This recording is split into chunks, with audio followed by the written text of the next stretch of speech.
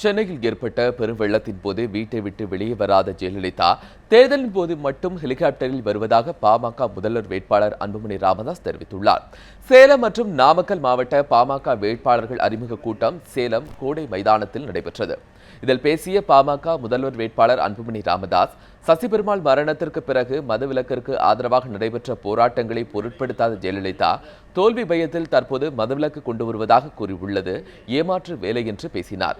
ஆட்சிக்கு வந்த பிறகு கொடுத்த வாக்குறுதிகளை 2 வருடத்தில் நிறைவேற்றாவிட்டால் தனது முதல்வர் பதவியை ராஜினாமா செய்வேன் எனவும் அன்புமணி பேசினார்.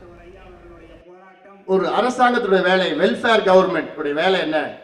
நல்ல தரமான இலவச கல்வி கொடுப்பது, தரமான சுகாதாரம் கொடுப்பது, குடிநீர் பாதுகாக்கப்பட்ட குடிநீர் வீட்டுக்கு கொடுப்பது, நல்ல வீடு கட்டி கொடுப்பது, தடையில்லா மின்சாரம் கொடுப்பது, நல்ல சுகாதாரம், தூய்மை, சுத்தம், சுற்றுச்சூழல், இதையெல்லாம் வேலை வாய்ப்பு, இதையெல்லாம் செய்வது தான் நல்ல ஒரு அரசாங்கத்தோட கடமை.